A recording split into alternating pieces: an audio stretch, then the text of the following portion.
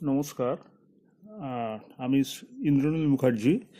গত 17/4 2021 শনিবার যে ভোটটা গেল, এখানে আমি প্রিসাইডিং হয়েছিলাম। যদিও ইনফ্যাক্ট 2009 সাল থেকেই আমি প্রিসাইডিং অফিসারের দায়িত্ব পালন করে চলেছি। এবং প্রথমেই বলি যে এই ব্যাপারে রামদার যে ভিডিওগুলি আমাকে যথেষ্ট পরিমাণে সাহায্য আগেও করেছে, এবারও করেছে। কারণ যবে থেকে উনি এই ভিডিওগুলি দেওয়া শুরু করেছিলেন, আমি প্রত্যেকটি ভোটের আগেই সেগুলি খুব খুঁটিয়ে খুঁটিয়ে ভালোভাবে পড়েছি এবং দেখেছি। এবং আপনাদেরও সেটা বলছি, যাওয়ার আগে একটু ভালো করে ওগুলো দেখে নেবেন। এবং রামদার দেখবেন মোটামুটি যতগুলি ফর্ম থাকে প্রত্যেকটার উপরই প্রায় একটা করে ভিডিও দেওয়া আছে, অতএব এগুলো নিয়ে অযথা কোনো টেনশন বা চিন্তা করবেন না। আচ্ছা, এবারে আমি আসি আমার ভোটের প্রসঙ্গে।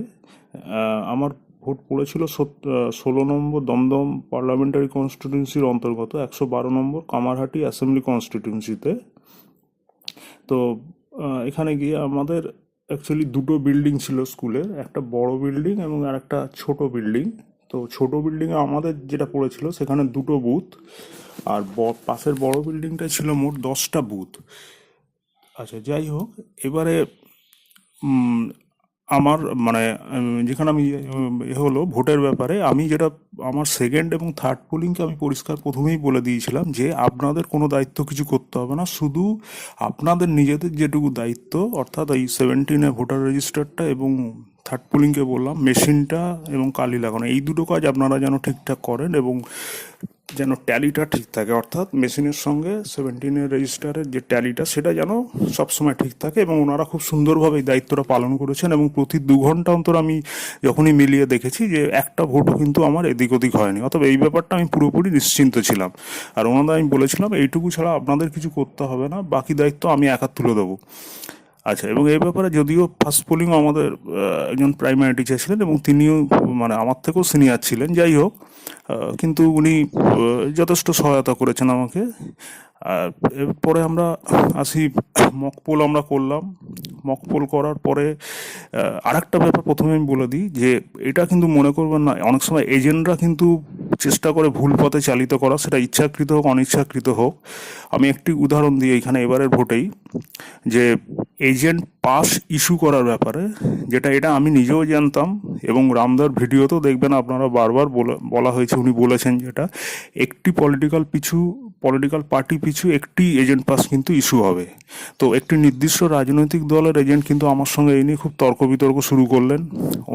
ওনার কথা ছিল যে তার দুজন রিলিভার আছে, সেই দুজনকে আরও দুটো পাস দিতে হবে। এবং এই ক্ষেত্রে আমার কাজটা আরও কঠিন হয়ে যায়, কারণ আমার পাশের বুথটার যিনি প্রিসাইডিং তিনি তাই করেছিলেন, অর্থাৎ তাদের যে রিলিভার ছিল তাদেরও আবার তিনি একটা করে পাস দিয়েছেন। তো কিন্তু আমি বললাম, দেখুন, উনি যদি ভুল করেন তার জন্য আমিও ভুল করবো, এটা তো হতে পারে না। আমি যেটুকু জানি, কারণ আমি 2009 সাল থেকে করে যাচ্ছি ভোট, প্রিসাইডিং হয়, অতএব একটি পলিটিক্যাল পার্টি পিছু একটি হবে এজেন্ট, ওই একটি পাস হবে, আমি দুজনের নাম বাকি লিখে দিচ্ছি না, আপনি এটা জানেন না, আপনি ভুল করছেন, এই করছেন, অনেক তর্ক বিতর্ক হলো। কিন্তু এই ব্যাপারে আমাদের যারা জওয়ান ছিলেন সিআরপিএফের, আমি প্রথমে এদের কথাটা আমার একটু উল্লেখ করা উচিত ছিল, যাই হোক, আগের দিন রাত্রিবেলায় উনি যে মানে ওনাদের যে কমান্ডিং অফিসার ছিলেন, মানে খুবই মানে ভদ্র দেখলাম, ভদ্রলোক এসে আমার সঙ্গে কথা বললেন, মহারাষ্ট্রের লোক উনি বললেন। আমি ওর পরিচয় করলাম, আমার নাম ফোন নাম্বার নিলেন এবং মানে আমাকে আশ্বস্ত করে গেলেন আপনাদের কোনো চিন্তা নেই, আমাদের এরা খুব ভালো জওয়ানরা, মানে আপনাদের যথেষ্ট মানে এরা করবে, আপনারা নিঃসন্দেহে মানে কোনো রকম টেনশন করবেন না। যাই হোক, তো এবার এই যে জওয়ান আমার দরজার বাইরে ছিলেন, এই আমাদের চেঁচামেচি শুনে তিনি এসে বলছেন, কে হুয়া, কি হয়েছে এখানে? তা আমি বললাম ব্যাপারটা এই হয়েছে, উনি এই করতে চাইছেন। তো দেখলাম জওয়ানের যেটুকু জ্ঞান আছে এজেন্টেরও সেটুকু নেই। উনিও জওয়ানও দেখলাম আমাকেই সাপোর্ট করলেন, বললেন প্রিসাইডিং যা বলছেন এটাই হয়, এটাই ঠিক। যদিও তিনি হিন্দিতেই বলছিলেন কথা, এবং এটাই ঠিক, এবং আমরাও তো জানি ভোট করি, এরকম এজেন্টে একটাই পাস দেওয়া হয়, উনি যাবেন, উনি আবার যখন বাইরে যাবেন তাকে কার্ড দেবেন, মানে যেটুকু মানে যেরকমভাবে আমরা যেটুকু যে জানি প্রসেসটা, সেটাই উনি বললেন।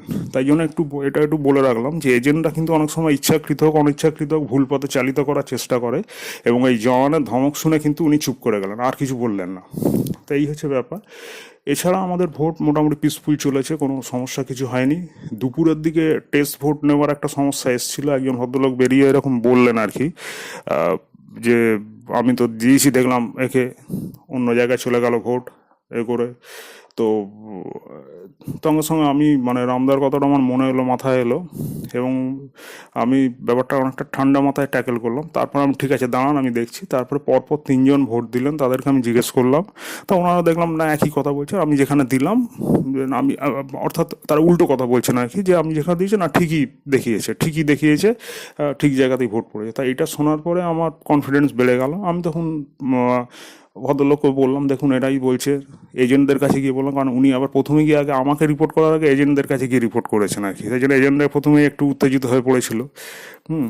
তো জানি না ব্যাপারটা সাজানো ছিল কিনা, যাই হোক। তো তারপরে আমি এজেন্টদের কাছে ওই তিনজনকে নিয়ে গেলাম, ওনাদের বক্তব্য শোনালাম। তারপর দেখলাম আর কিছু হলো না, ভদ্রলোক আস্তে আস্তে চলে গেলেন। হ্যাঁ, না হতে পারে এটা ভুল দেখেছেন হয়তো আপনি, সেই কারণে। তাই যাই হোক, এই সমস্ত ব্যাপারগুলো একটু ঠান্ডা মাথায় কন্ট্রোল করবেন, চেষ্টা করবেন ঠান্ডা মাথায় এ করতে। আর এরপরে মোটামুটি আমাদের পিসফুলি ভোট হয়েছে, আর কোনো সমস্যা হয়নি। একদম 6:32 আমি মেশিন অফ করেছি, হয়ে যাওয়ার পরে প্যাকিং, এবং 6:32 মেশিন অফ করার পরে 7:10 মধ্যে আমি টোটাল কমপ্লিট করে ফেলেছি কাজ, একদম প্যাকিং ট্যাকিং সব করে করে আমরা। কিন্তু সমস্যা যেটা হলো এরপর, আমাদের ওই যে বললাম আগে 10টা বুথ এবং আমাদের দুটো 12টা বুথের টোটাল ক্যান্ডিডেট নিয়ে এবার সিআরপিএফ ওরা রওনা দেবে। ফলে দেখা গেল আলটিমেটলি 3টে বুথের কাজ তখনও শেষ হয়নি, এবং তাদের হতে হতে প্রায় 8:30 বাজলো। সেই বেরোতে বেরোতে আমাদের ওই জায়গা থেকে 8:30 বাজলো ওইখানেই। অর্থাৎ আমি এত তাড়াতাড়ি করেও মানে আমার ফল আমি কিছু পেলাম না। যাই হোক, এরপর আমরা আরসিতে যখন পৌঁছলাম প্রায় 9:30 কাছাকাছি। তো আরসিতে ওনারা মানে খুবই ভালো ব্যবহার করেছেন, কোনো অসুবিধা কিছু ছিল না। আর যেটা জমা নেওয়ার প্রসঙ্গে আসি, সেখানে ওরা যেটা দেখলেন আর কি, প্রথমে তো মেশিনগুলো নিলেন, তারপরে হাতে হাতে 3টে জিনিস ওরা নিয়েছেন। একটা হচ্ছে ভিভিপ্যাটের ব্যাটারিটা, থার্মাল গানটা, এবং আর হচ্ছে মকপোলের ওই স্লিপের যে বক্সটা, প্লাস্টিক বক্সটা, এই 3টে হাতে হাতে নিলেন। আর এরপর হচ্ছে 17C এবং ডিক্লারেশন, যেটা পিআরও ডিক্লারেশন, এই দুটো হ্যান্ডেলে বাঁধার ব্যাপার। এটা আমি ওখান থেকে স্কুল থেকে বেঁধেই নিয়ে গেছিলাম, কারণ আমি জানি এটা বাঁধতে হবে।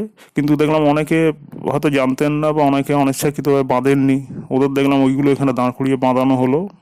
তো যাই হোক, আমার সেই সমস্যাটা ছিল না, হয়ে গেল। এবং তারপরে স্টিচ বুকলেটটা খুব ভালো করে ফিল আপ করবেন, ওরা খুঁটি খুঁটি ওইটা ভালো করে দেখলো। আর 17C আর একটা কপি হাতে নিল, যদিও আমি আরও দুটো এক্সট্রা করে নিয়ে গেছিলাম, তো ওইগুলো একটা হাতে নিল। বাকি ফর্মগুলো যদিও আমি সব কটাই দুটো করে করেছিলাম, ডায়েরি, কিন্তু যেহেতু স্টিচ বুকলেট ওগুলো ছিল বলে আর এক্সট্রা আমার কিছু চাইনি, কিন্তু আমি তবু ওগুলো সব হাতে হাতে ওদের দিয়ে দিলাম, কারণ আমি অলরেডি রেডি করে নিয়ে গিয়েছিলাম। তো ফলে আমার 10 থেকে জাস্ট 12 মিনিট লেগেছে রিলিজ হতে। এরপরে তো মানে আর কোনো সমস্যা কিছু হয়নি। হ্যাঁ, এইসব ব্যাপার। তাই জন্য বললাম যেটা, যে রামদার ভিডিওগুলো খুব ভালোভাবে দেখবেন, এবং এই ব্যাপারে আমি রামদাকে মানে ধন্যবাদ দিই, ছোটো করবো না, কিন্তু মানে উনি যে সত্যি মানে আমাদের জন্য এত কাজ করছেন, বা এত এই যে সুন্দর যে হেল্পফুল ভিডিওগুলো নিয়ে আসছেন, এর জন্য সত্যি আমরা ওনার কাছে কৃতজ্ঞ থাকা উচিত। নাহলে কিন্তু কাজগুলো এতটা সহজে হয়তো আমরা করতে পারতাম না। যাই হোক, সবাইকে যারা 22-এ যাবেন বা তার পরের ভোটগুলোতে যাবেন, তাদের জন্য আমার শুভেচ্ছা রইল। সবাই ভালোভাবে যাবেন, ঠান্ডা মাথায় কাজটা করবেন। ওকে, ধন্যবাদ।